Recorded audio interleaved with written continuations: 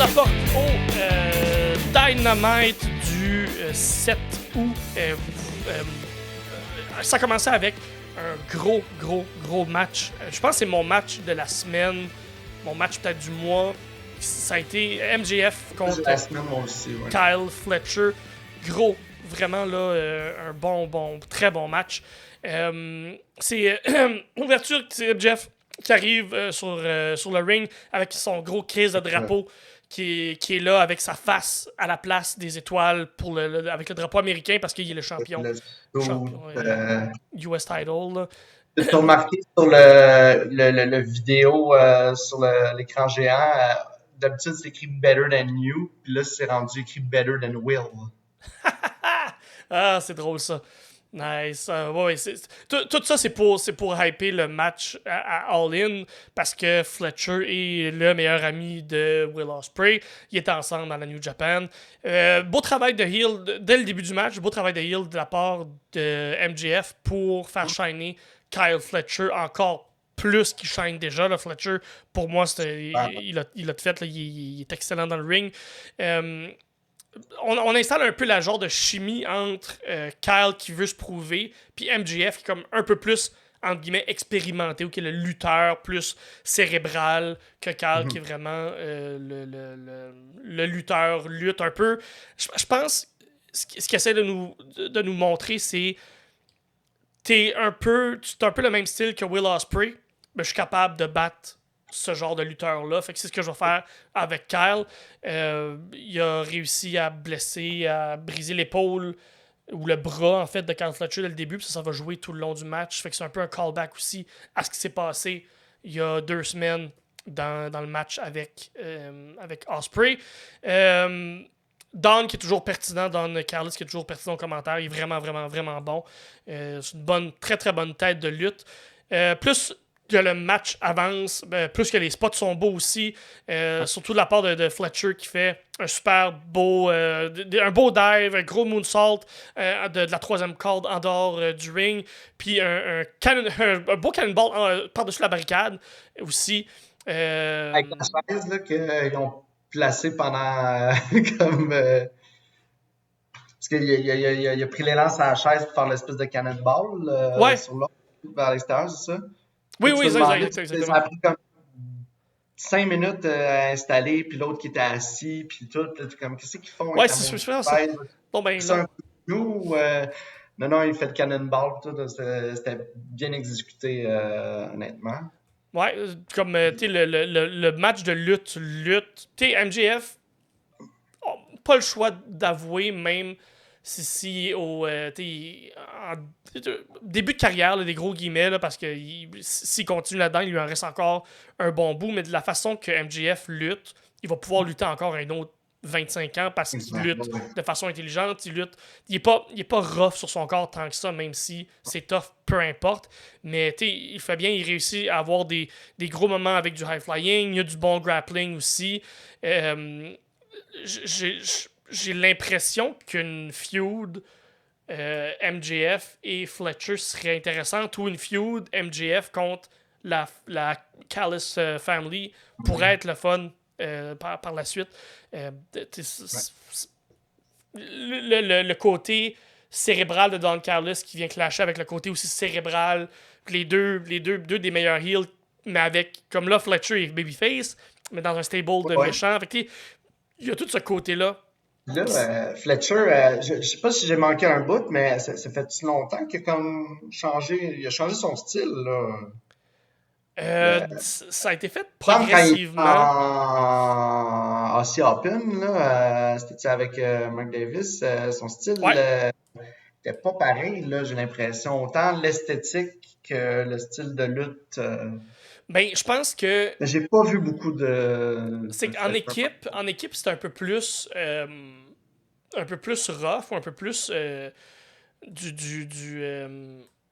un peu plus. C'était très New Japan. Fait que, c'était des gros coups, tandis que j'ai l'impression que Fletcher a plus à présenter que ce qu'il faisait en équipe dans le temps avec Aussie Open, puis avec le stable qu'il avait dans le temps avec Ospreay. Mais ouais, ça, j'avais pas remarqué, mais c'est vrai que quand même. Puis c'est un all-around bon lutteur, là. Fletcher, là, on s'entend, là. Puis il est même plus jeune.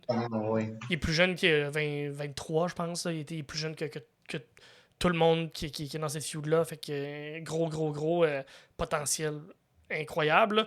Dans le match comme tel, Kyle qui réussit pas à piner MJF avec un genre de spinning tombstone là, qui c'est quand même bien fait. Là. Puis c'est Don qui vient le rejoindre au ring, qui l'attire l'arbitre, qui est comme vient ici, puis qui lui lance le tournevis, le fameux tournevis de Don Callis. Puis Fletcher qui hésite, qui est comme je la frappe-tu avec le tournevis ou je la frappe pas. Puis en babyface qui est rendu quand Fletcher n'a pas frappé MJF, mais MJF, lui, il l'a frappé dans le pénis. Tout de suite après. MJF, je pense qu'il n'a pas gagné clean depuis les 10 dernières années, MJF. Ça n'a pas de bon sens, mais ça fonctionne tellement dans sa gimmick. Puis ça m'a tellement fait rire parce que là, MJF gagne le match.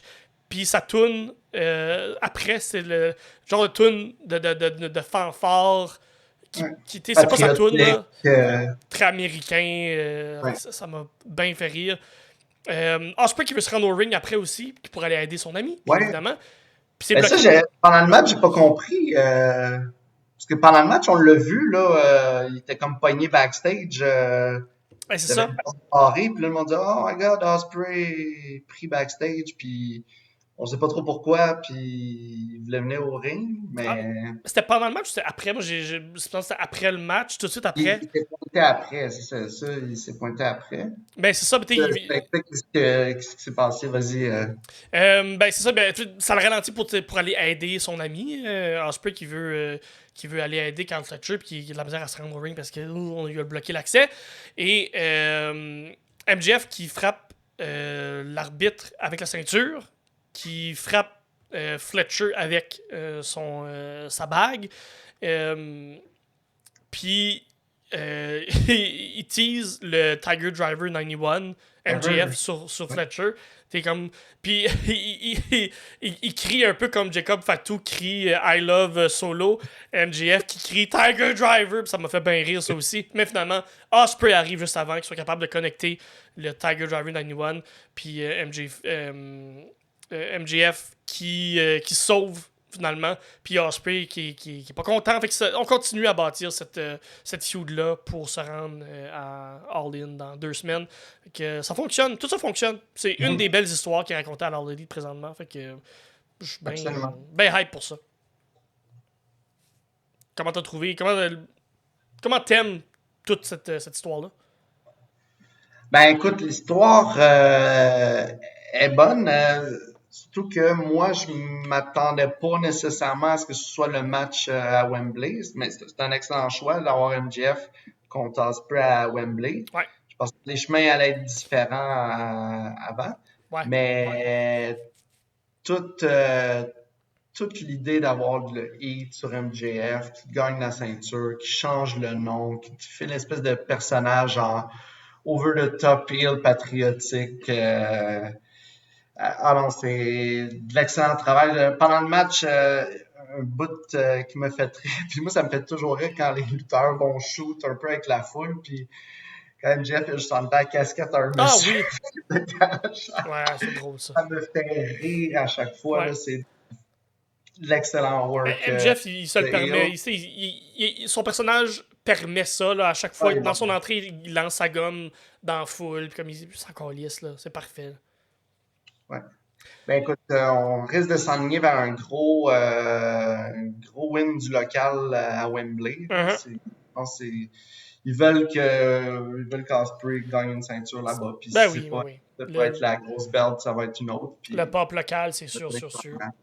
D'une bonne histoire à une autre bonne histoire. Puis un match que je suis hype de voir à Wembley, c'est Mariami contre Tony. Après le squash de Mariami sur Viva Van, que je ne connaissais pas du tout, mais a utilisé le coup de cul dans le coin et le Storm Zero, et son finisher à elle aussi au travers de ça, pour complètement déconcrisser Viva Van. Après le match, Mariamé reçoit un cadeau de la part de Tony. Puis c'est une photo des deux entrelacés qui ont de l'air bien. Et à l'arrière de cette peinture-là, de cette photo-là, c'est écrit « Die, Maria, die ». Fait que encore des menaces de mort dans la lutte. Vive les menaces de mort. Puis moi, ce que j'ai vraiment... J'aime ça, cette feud-là. Je suis hype pour le match. Mais il faudrait que le pay-per-view soit hier. C'est ça. Parce que c'est très bon que tu dis ça, parce que moi, je vais dire comme la foule disait pendant que ils essayaient de se pogner, mais que la sécurité puis tout ça, tout le monde les arrêtait, là. Let them fight, let them fight. C'est On ça. veut voir ce match-là depuis le turn. Ça, sont 2 semaines. Ça a l'heure d'étirer ça autant. Écoute. Au pire, fais juste des vignettes. Pour les 2 prochaines semaines, fais des vignettes. Une vignette de Maria May la semaine prochaine, puis une vignette de Toni Storm l'autre semaine d'après. Mais le hype est là. Mais c'est ça, ça commence à être long un peu là, pour se rendre. Fait que j'espère qu'ils vont pas perdre le momentum. Mais moi, ce match-là, j'ai hâte de le voir. Puis ils sont mieux d'avoir un bon match. La pression est sur eux autres. Je vais pas leur rajouter de la pression, là, mais la pression est là. J'ai une information que moi j'ai manqué, là, je continue dans le show. Là, Rouge a signé avec Don Callis. J'ai manqué ça. C'est-tu une information qu'on savait? J'ai pas tout compris non plus. Là. J'ai l'impression que les membres de la Callis Family changent à tous les semaines. Parfait, excellent. Excellent parce que c'était un 3 contre 3 Rouge, Beast Mortos, Roderick Strong contre FTR et Orange Cassidy. Le match comme tel, très bon, mais juste pour les 5 dernières minutes, c'est un feu roulant. Juste pour ça, ça vaut vraiment, vraiment, vraiment, vraiment la peine. Mortos qui est toujours aussi impressionnant, ça n'a pas de bon sens. Un gros monsieur avec un gros crise de masque de mouton. Incroyable.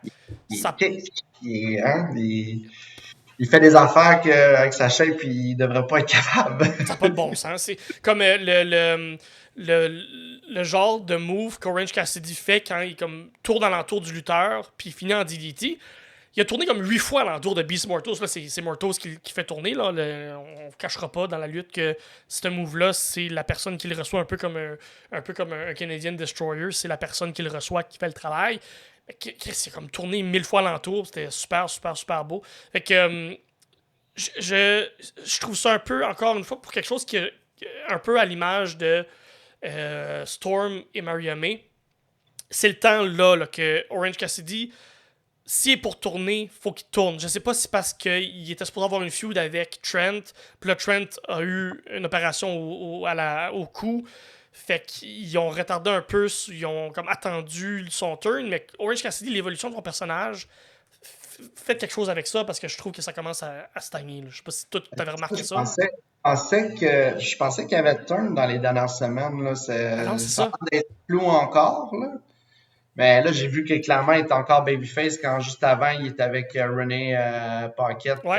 Il demande dis-moi si je peux faire quelque chose pour toi. Puis il est comme tente-tu de ta Elle est comme pas tant, lui comme non, je te ferai pas ça, Ouais, c'est bon ce bout-là. Mais c'est ça. Il tease un changement de personnage, mais il se rend pas au bout. Puis là, je comprends qu'il y a des affaires qui arrivent, mais pour le match comme tel, le 3 contre 3, allez voir les 5 dernières minutes, ça vaut vraiment, vraiment, vraiment la peine. Et juste avant ça, on avait le match entre, je pense que c'était Brian Keith et je me souviens plus, en tout cas, mais je me souviens même c'était qui Brian Keith contre Shibata. Contre Shibata, c'est ça. Ouais. J'oublie Shibata, c'est pas cool ça. Mais je voulais juste revenir sur un commentaire très drôle au commentaire, parce qu'il y avait Big Bill et Chris Jericho qui étaient au commentaire dans leur désillusion habituelle. Et là, maintenant, t'as juste Big Bill qui dit 109 jours comme champion. I mean, 100 days is something, but man, 109 is next level. C'est bon ça. C'est drôle. J'avais pas pogné ce commentaire-là. C'est quand même drôle. Ça fait beaucoup rire. Ouais, Brian Keith, moi, que j'aime de plus en plus comme lutteur aussi. Fait que, ouais, Shibata qui ne donne jamais de mauvais match. Ça vaut la peine d'aller voir. Sinon, le main event, non, c'était pas le main event, c'était juste un match. Ouais, le main event, le match main event qui apporte après ça à un segment, là, c'était Bryan Danielson contre Jeff Jarrett. Anything Goes match que j'ai pas trippé. Je sais que ce match-là, c'est un match gimmick. C'est fait pour ça. C'est fait pour avoir plein d'affaires. Mais j'ai de la misère à embarquer. Je sais pas si c'est peut-être parce que il n'y a pas d'histoire qui est accrochée à ça. Je sais qu'il y a l'histoire avec Jeff Jarrett qui encourage Danielson, qui ça l'aide à gagner le tournoi, le Kevin Owen Hart Tournament et tout ça. Mais Jeff Jarrett qui est face, mais qui est heel, mais qui est face, mais qui est heel. J'ai pas accroché, puis j'ai pas nécessairement aimé le match comme tel. Steamboat qui est là, mais qui finalement il est plus là, on l'oublie. Il est là au début, il est là à la fin, il est comme pas présent, il n'y a pas eu d'impact dans le match comme tel. Puis je sais que live, c'est peut-être plus le fun parce qu'il y a eu des chants de This is Awesome. Mais je pense que toi, tu as une opinion différente. Moi, je vais te dire honnêtement, ce match-là, la vérité, là, c'est que c'était un trip pour les deux lutteurs qui étaient dedans. Ok, ouais. Jarrett avait le goût de se battre contre Danielson. Okay. Danielson avait le goût de faire un match contre Jarrett.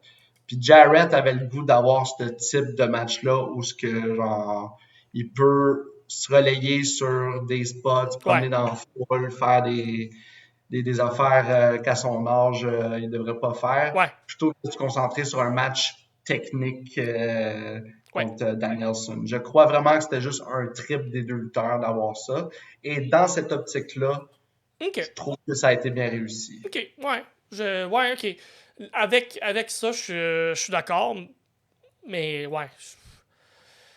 Leur trip m'en fout, mais. C'est ça. Bryan Danielson, là, il a un bucket list depuis un petit bout. Ah oui.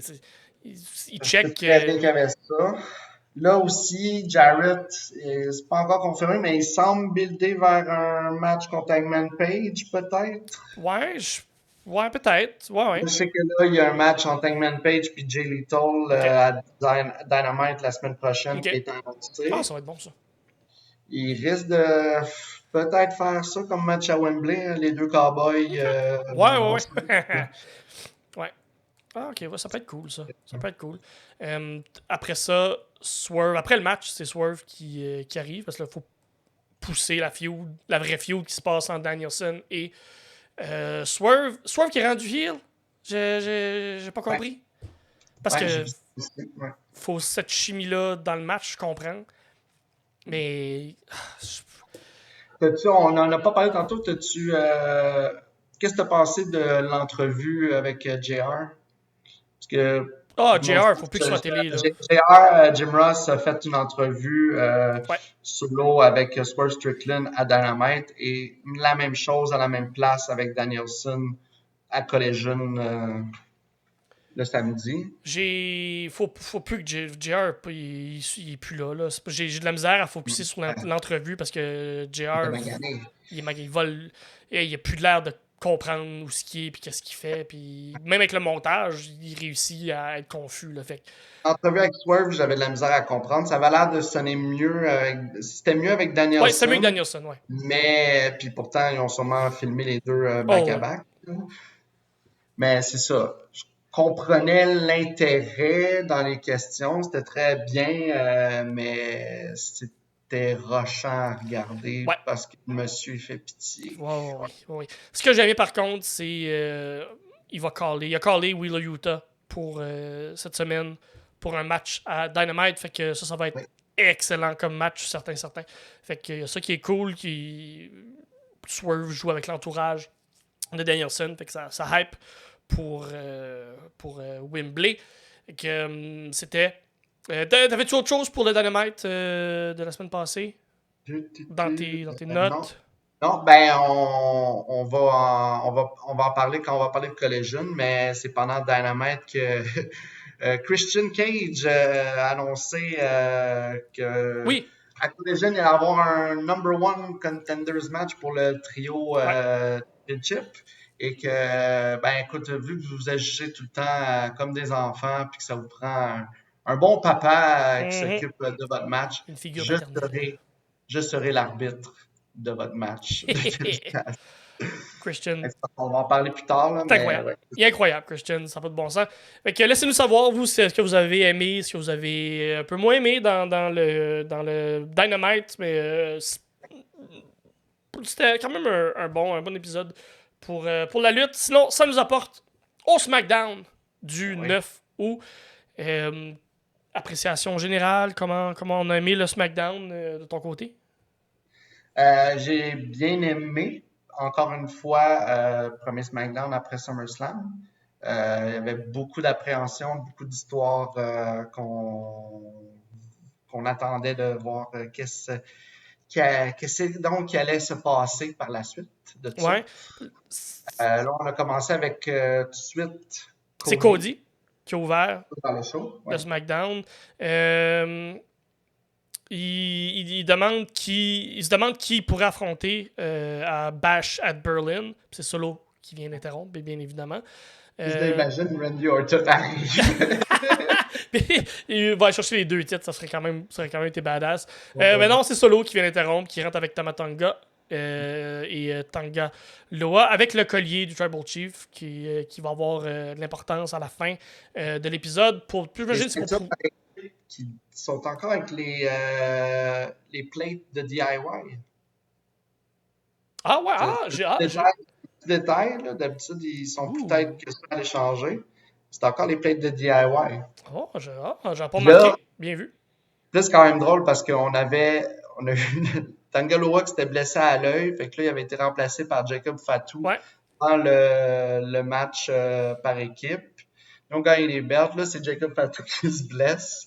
Puis là, c'est lui qui est rendu avec la belt. Puis il a encore l'œil patch. C'est drôle. Ouais, Tangaloa, pauvre. Il pourrait prendre sa retraite, puis personne va s'ennuyer de lui. Mais c'est Solo qui est dans le ring qui accuse Roman Reigns d'avoir volé le titre, littéralement. Mais Cody qui lui dit que c'est pas de la faute de personne, sauf la faute de lui-même, il s'est fait piner, finalement, dans le match. Fait que c'est Cody qui fait que, ben non, t'as pas le droit à un rematch, t'es piné dans le ring, 1, 2, 3, fait que t'as pas le droit à ton rematch. Les 3 s'approchent pour faire de l'intimidation. Faites pas ça, les jeunes, c'est pas correct l'intimidation. Et c'est Kevin Owens avec son ami La Chaise qui vient l'aider et égaliser un peu le jeu. Après tout ce brouhaha-là, Kevin qui sur son départ, qui veut s'en aller, mais Cody qui veut lui parler de quelque chose de malaisant. C'est comme, ok, parfait, malaisant. Je sais pas si je veux l'entendre. Pourquoi vous dites ça à la télé? C'est weird. Puis Cody qui a finalement juste une chance au titre à Bash at Berlin. Puis Cody comme ben là, je mérite pas de temps. Puis il y a des chants You deserve it qui sortent. Fait que oui, Kevin Owens qui le mérite. Et Cody qui dit qu'il va aller voir Nick Aldis pour officialiser tout ça. Puis c'est officiel finalement. J'aime l'angle, genre de voir comment on va développer tout ça, avec le Bloodline qui est là, avec Kevin Owens, avec le titre. Fait que toute l'histoire, tout ce qui tourne autour de ça, j'ai hâte de voir comment ça va être développé. Parce que là, c'est pas juste Cody qui veut offrir une chance à Kevin Owens. Le backstage, Kevin Owens s'estinait avec Nick Aldis. Nick Aldis, il a dit écoute, j'ai Roman Reigns aussi qui m'a demandé une chance. C'est ça. Je peux lui donner. Puis là, Kevin Owens, tout d'un coup, il est plus en tabarnak si Roman Reigns a la chance au titre que n'importe qui d'autre dans le locker room. Puis Nick dit juste, gars, j'en ai un candidat, là, c'est toi, puis c'est tout. Voilà.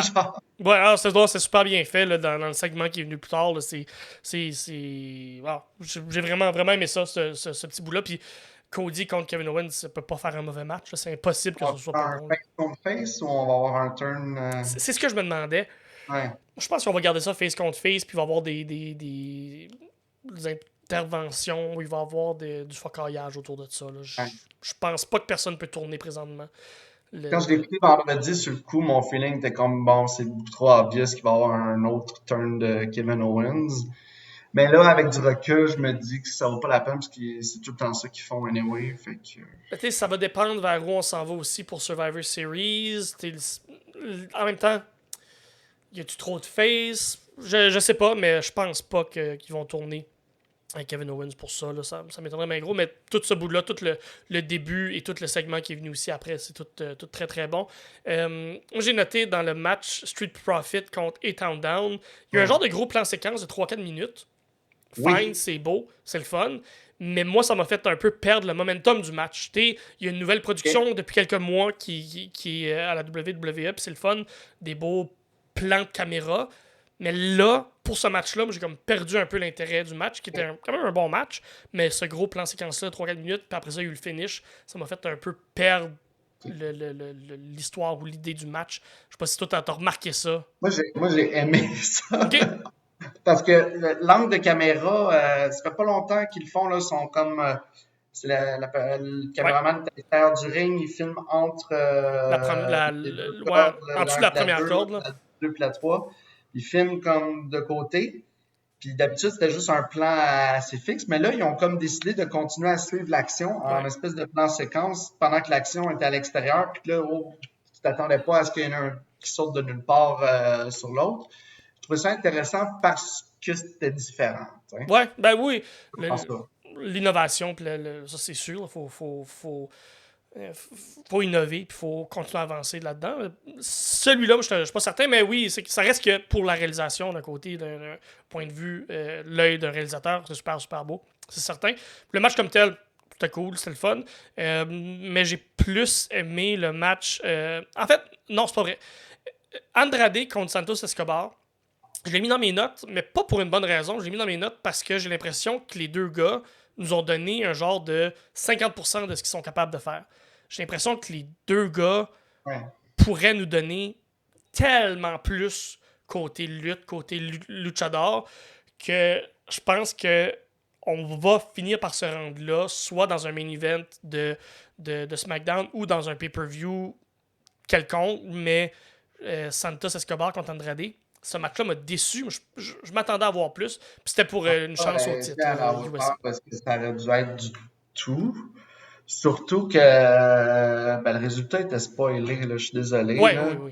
Juste avant, t'as LA Knight qui arrive, qui se fait interrompre par Santos Escobar puis Legado dans le Fantasma, qui dit c'est moi qui va te battre pour le titre. L'autre, il dit il dit ce que tout le monde sait, là, qu'il y a un match dans 2 minutes pour le number one contender. J'ai bien ri quand Escobar a dit Escobar, si. Oui, ça, c'est bon, ça. Ça, c'est fait, mais le résultat du match était spoilé. Fait que c'était comme un nothing match que. Ouais, c'est ça. On savait qui allait gagner. Mais la lutte aurait pas été tout à la hauteur de ce qu'ils sont capables. Il a fallu quand même qu'il y ait des interventions de tout le monde là, pour que l'autre y gagne. Fait que. Ouais. Ok. Je suis pas. On a la même place là-dessus. Ok. Je suis pas fou de ce que j'ai vu. Par contre, ce qui est le fun, c'est quand même un bon SmackDown. Le retour de Roman Reigns, finalement. Solo qui revient dans le ring, puis qui se proclame lui-même le Tribal Chief, puis que si Roman veut ce collier-là, ben, il a juste à venir le chercher. Cue music, Roman, qui arrive, qui attaque les deux frères directement sur la rampe, qui s'en fout complètement. S'en débarrasse même assez facilement. Solo est tout seul dans le ring et Roman finit par se rendre, y attaquer Solo, il connecte un Superman Punch assez facilement. Il est over, vraiment, vraiment over. Tanga qui finit par tirer Solo finalement dehors du ring pour éviter le spear. Mais il a échappé son petit collier là dans le ring et Roman s'approche pour ramasser, mais il est attaqué par les frères Tanga et Tangaloa. Puis ça donne la chance à Solo de reprendre ce collier-là. Fait que ça joue tout là-dedans. Mais Roman qui veut quand même prendre sa revanche, puis qui reprend le contrôle assez vite, même s'il n'y a pas ce collier-là, et qui pète complètement Tangaloa, et Spear Tama Tonga aussi, il fait comme un peu ce que Braun, le Monsters Among Men, là, il a fait le spear en se promenant comme un train. Là, ouais, exactement. Tout. Puis qui spear Tama Tonga dans la barricade, prend une chaise et tue littéralement Tangaloa pendant que Solo répète que c'est lui le chef, puis que... puis j'adore ça parce que Solo, ça montre un peu une faille. Il est resté sur le top de la rampe, puis il n'est pas venu aider sa famille, il n'est pas venu aider ses cousins, finalement, là, parce que c'est tous des cousins, cette gang-là.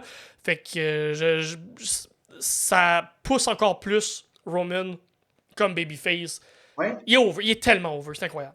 Ils sont pas allés dans la direction que je pensais, honnêtement, parce que moi, je m'attendais à ce que le SmackDown après SummerSlam, il y ait un beatdown sur Roman Reigns. Ouais. Mais ils sont pas allés dans cette direction-là tout de suite. On le bâtit comme fort. Ils l'ont gardé très fort, exactement. Ils l'ont gardé très fort, ce qui est très bien.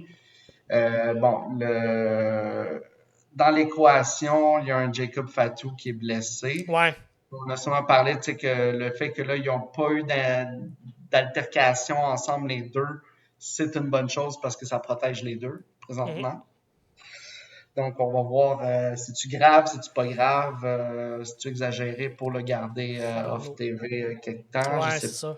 Parce que j'ai l'impression que tu peux pas montrer un Jacob Fatu blessé à la télé. Là. Faut que tu le gardes fort, faut que tu le gardes dominant. Fait...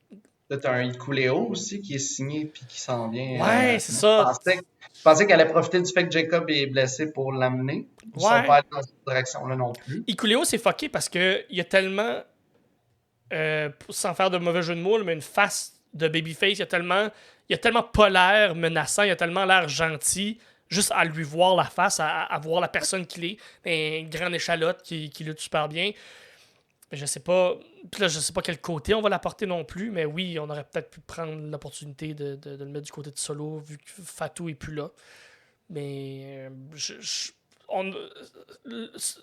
SummerSlam, pas SummerSlam, mais Survivor Series n'a pas le choix d'être Bloodline contre Bloodlines pour le head of the table. Ça n'a pas le choix. Ça n'a vraiment pas le choix. Est-ce que tu avais noté autre chose pour le SmackDown du 9 août de ton côté? Ouais, j'avais une couple de petites affaires. Shoot! All right.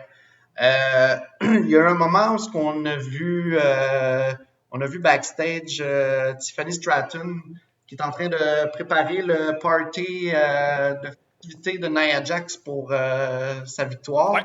Ça a été annoncé que ça va avoir lieu la semaine prochaine.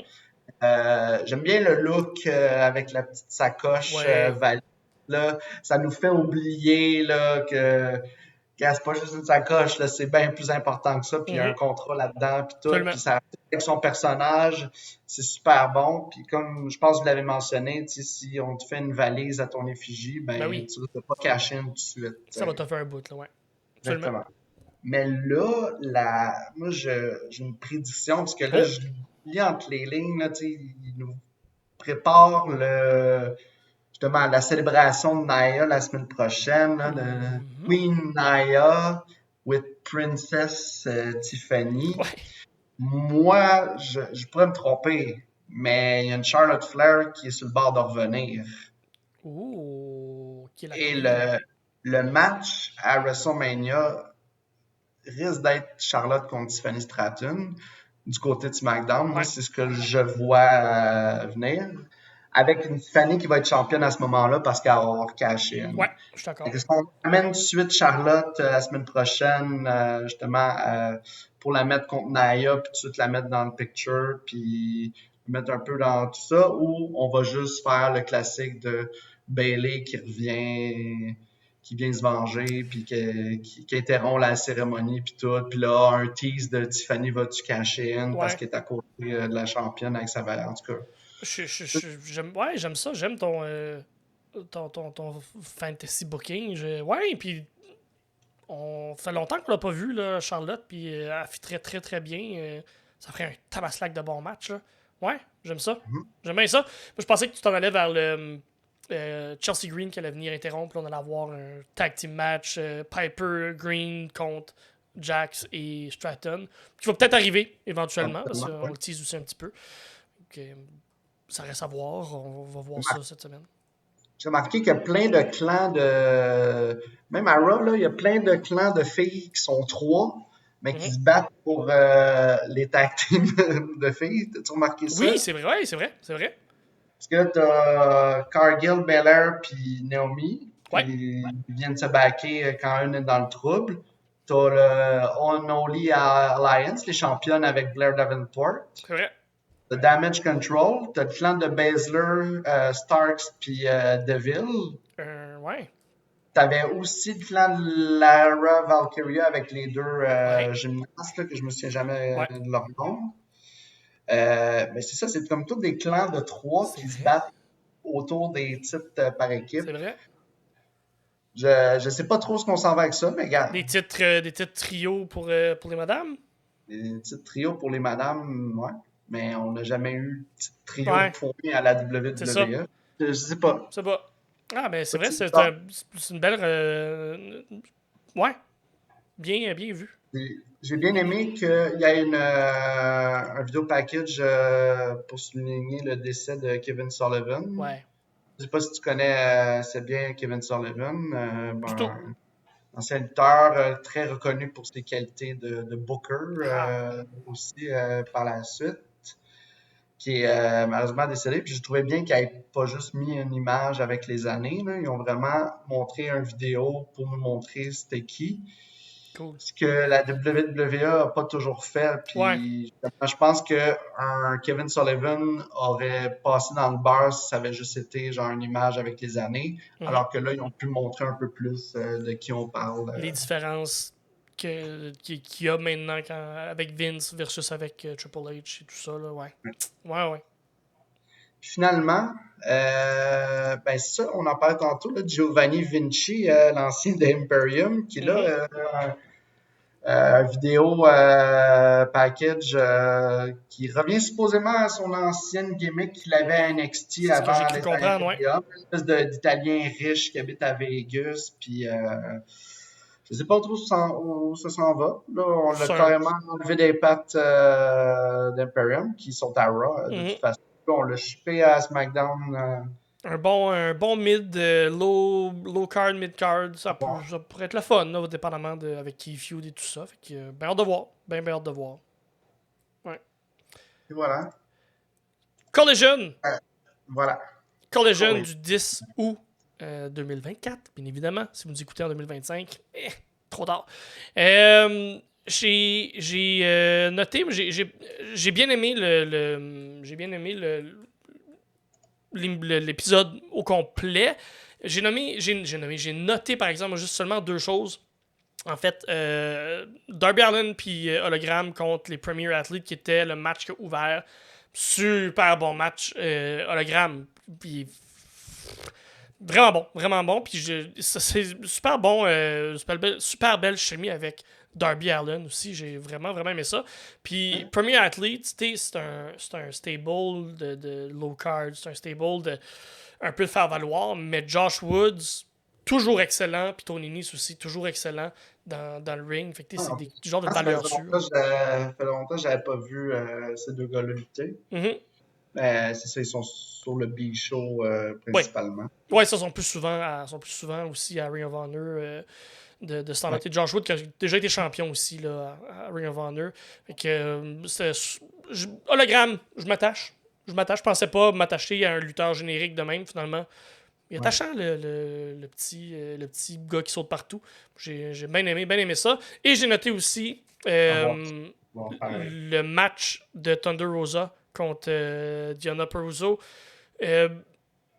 J'ai aimé, mais ce que j'ai moins aimé, c'est qu'il y a eu tout ce qu'ils ont placé dans le match, ça s'est fait pendant une pause.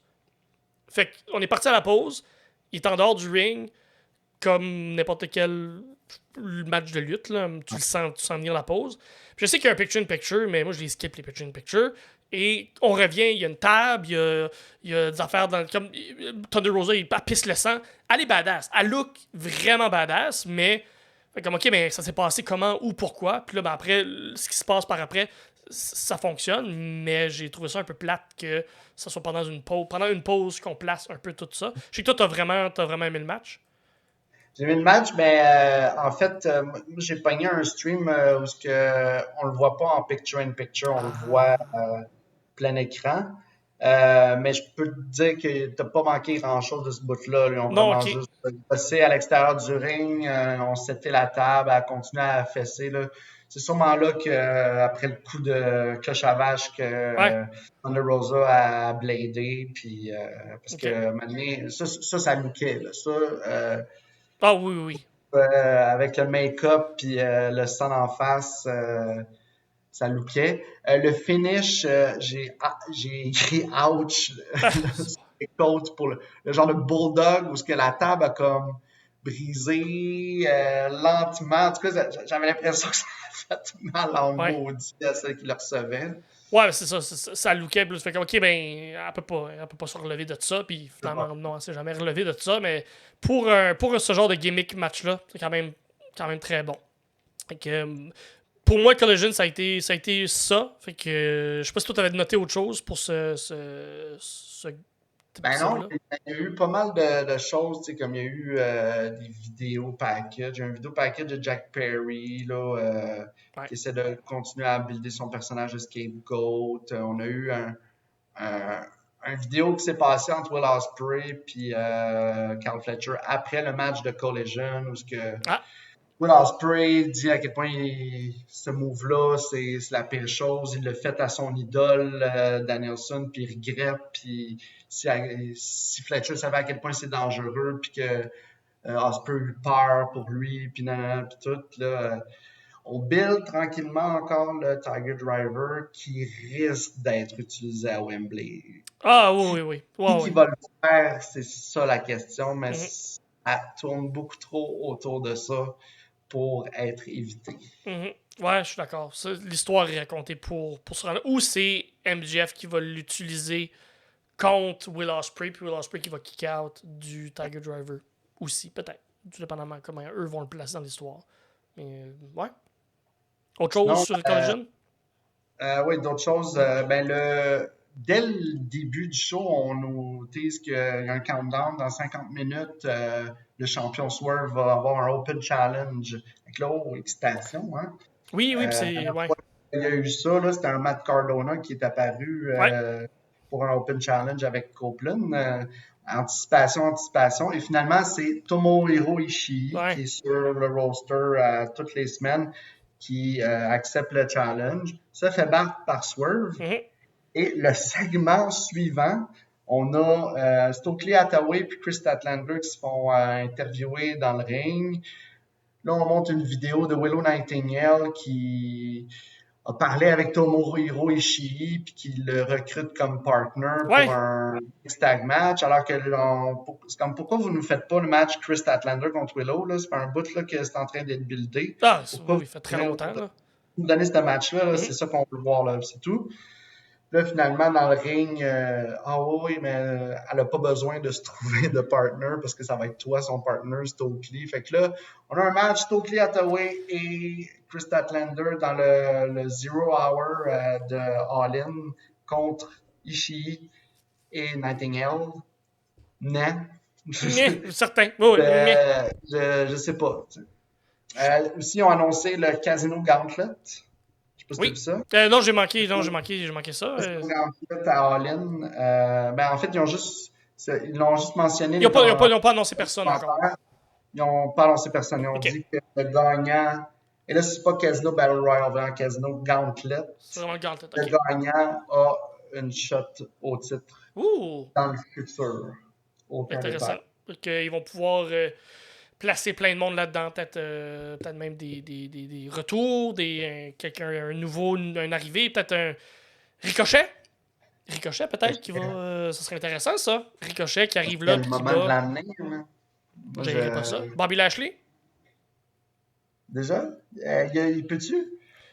Oui, parce que son contrat venait à échéance. Il n'a pas été renvoyé. Fait qu'il n'y a pas un 90 jours d'attente. Fait que techniquement, ça pourrait être Ricochet, Bobby Lashley. Je m'attends de Non, voir les deux arriver sous peu faudra dans avoir l'All surpris. Elite. C'est à voir. Ricochet, déjà, je suis surprise qu'il ne soit pas encore là. Ouais, mais je pense il attend d'un moment Ouais. spécifique pour qu'il arrive. Là. Je pense que arriver juste d'un Dynamite comme ça serait un peu niaiseux. Par contre, ceux des anciens de la WWE qui sont à All Elite, les MXM Collection, Oui, oui! Maximum Male Model, avec un segment J'adore ça! tellement un bon heel comedy work, là, Ouais, genre un peu dans le même style que Pretty Deadly. ouais. Là, ils ont vraiment réussi à faire ce qu'ils n'ont pas réussi à faire à la WWE. Là, c'est complètement ailleurs et c'est drôle. Des champions. Ils ont réussi à prendre une gimmick de merde et faire quelque chose de le fun avec ça. Incroyable. Props à eux, là. Ils disparaissent en faisant l'ascenseur comme Stromgol. Ils sont vraiment. Ouais. Ça m'a surprenamment beaucoup amusé. Oui, vraiment, vraiment. Puis on les a vus à Ring of Honor il y a déjà quelques semaines. Fait que de les voir à la All Elite là, je pense qu'ils pourraient apporter quelque chose de le fun, vraiment, dans le roster. Puis dans quelque chose de plus niaiseux, là. On pourrait Là, on le fera pas, là, mais on pourrait même les mixer avec un Dalton Castle ou quelqu'un comme ça. Là, ça pourrait être super, super intéressant. J'ai l'impression que Dalton est blessé. On ne le verra pas pour comme un an, là, malheureusement. Moi, c'est un de mes préférés. Fait que, MXM, whatever, comment ils se nomment. Là, je n'ai même pas compris exactement leur nom. Là, mais Male Model, Maxine Male Model sont là. Puis ils font.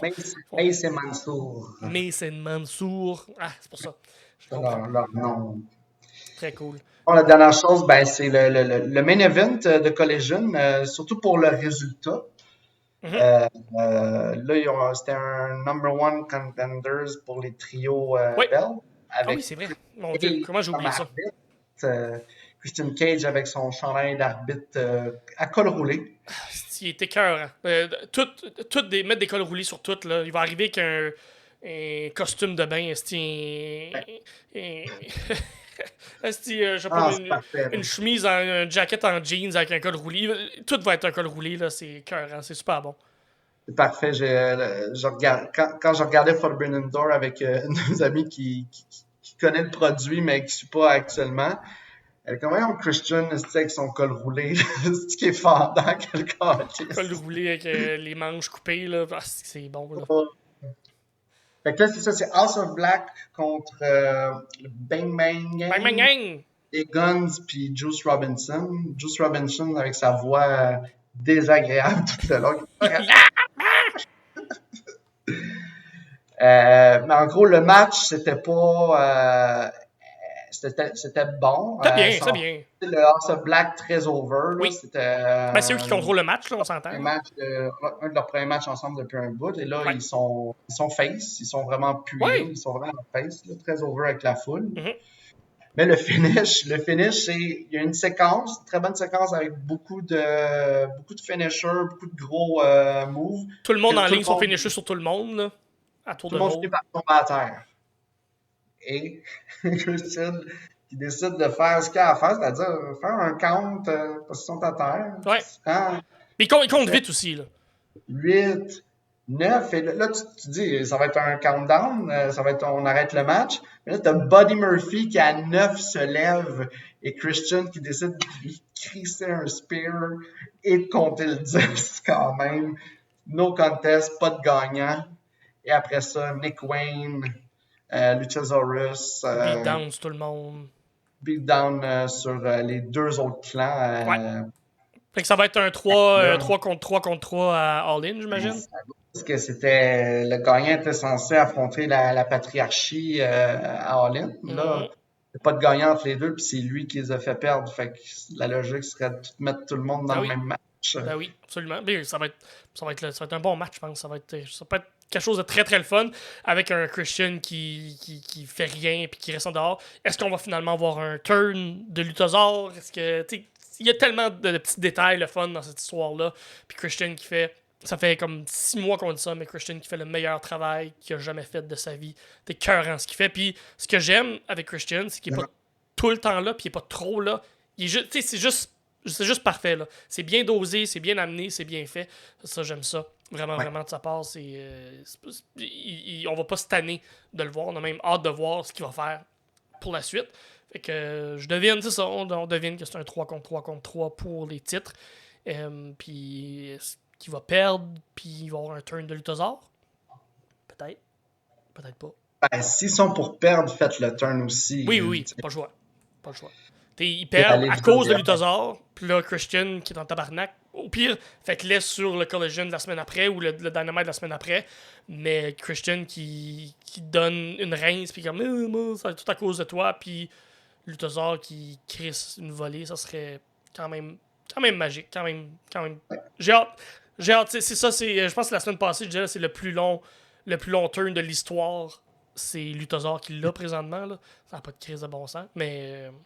Gros pop quand ça va arriver, là. Gros pop. Puis ils nous l'ont teasé aussi la semaine passée. Fait que, ouais, bon main event, bon collision. La lutte était bonne cette semaine. Les histoires sont bonnes, les histoires sont le fun. Fait que, peu importe. Non, ça, il y a rien qui est comme arc. Ouais, non, c'est ça. Tout est au moins C+. Il n'y a pas rien en bas de C+, présentement. Fait que non, bien d'accord. Tout est passable. Tout a la note de passage.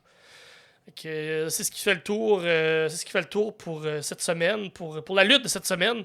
Puis on souhaite bonne chance à Maxime qui va nous revenir, j'imagine, la semaine prochaine.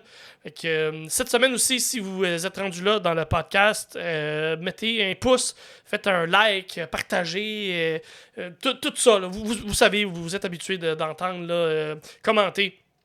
Si vous nous suivez à l'audio, vous pouvez venir commenter directement sur Facebook. Maxime, moi, c'est ce que je fais. Ça fonctionne super bien. Ça fonctionne. J'écoute à l'audio tout le temps, puis voilà. Puis là, t'es là. Plein de discussions.